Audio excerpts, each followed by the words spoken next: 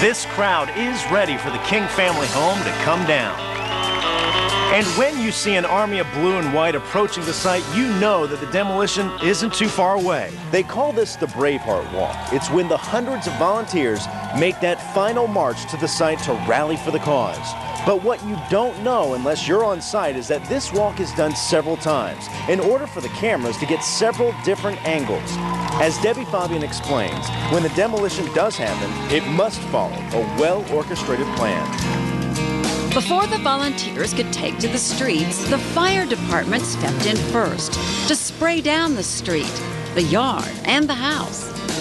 The production crew huddled together and discussed every detail of the demolition, making sure everyone knew their role. The volunteers rehearsed their Braveheart walk. The heavy equipment rolled into position, and Chopper 9 Sky Zoom hovered up above to capture the scene for our own news stories. And then, once everything was in place and cameras were rolling, the bulldozers went to work, methodically chomping and pulling at the King family home. For others, it was just an amazing sight to see. It's great. It's wonderful. I watch it all the time, and it's just amazing how it works. A lot of stuff going on. It's been exciting. With got a front row seat. And once the smoke and dust cleared, it was obvious that great planning had created some real TV magic. In a matter of hours, there's nothing left of the King family home, just a footprint of where it once stood. And as soon as the coast is clear, the next phase begins, construction. And if you've ever had a home built or watched one being built, this is like nothing you've ever seen before. And as each step in the construction process is completed, another step immediately begins. It's all based on a precise timeline that the builder, Rick Merlini, has in place. Yeah, we're on schedule. We're 3 hours ahead, which is great, which is great. If we do get some rain this afternoon, like your guys are predicting, we got some time to give back. So that's what we're trying to do right now. We're trying to speed up the schedule, so maybe we got 6-7 hours of bankable hours, so if we do get a rainfall, we can afford to lose some time. Round-the-clock work is done, and inspectors are also on site to make sure everything is done properly. Also on site are volunteers donating time, materials, and sweat to make it all happen. Channel 9's Greg Suskin found those volunteers come from near and far.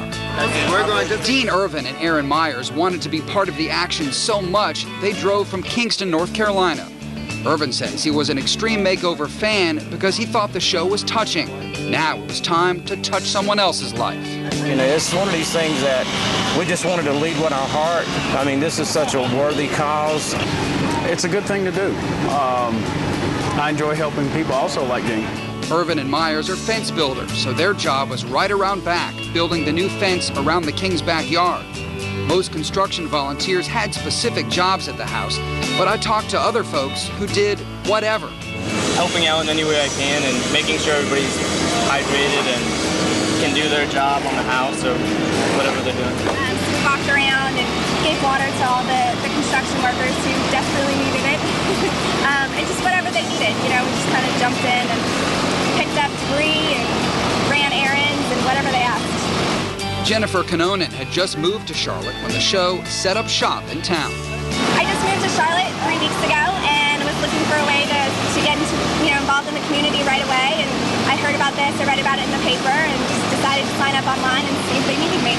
By the time it was over, Canonen had a long list of new friends and new contacts. Whether they were making friends, planting shrubs, hammering nails, or handing out water, volunteers all had something in common.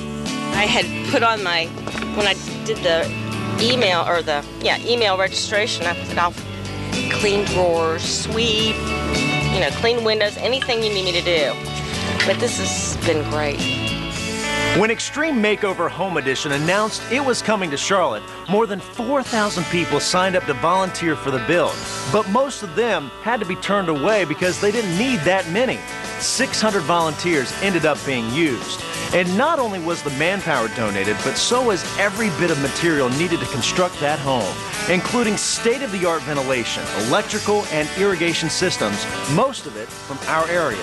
Hey, I'm Michael Maloney from Extreme Makeover Home Edition. See what happens when one of the designers uses Channel 9 cameras to issue a special plea to the people of Charlotte. Plus, not everyone was here to catch a glimpse of Ty and the design team. Here are the real reasons many fans and volunteers were willing to brave the intense heat, as Charlotte's Extreme Makeover Home Edition continues.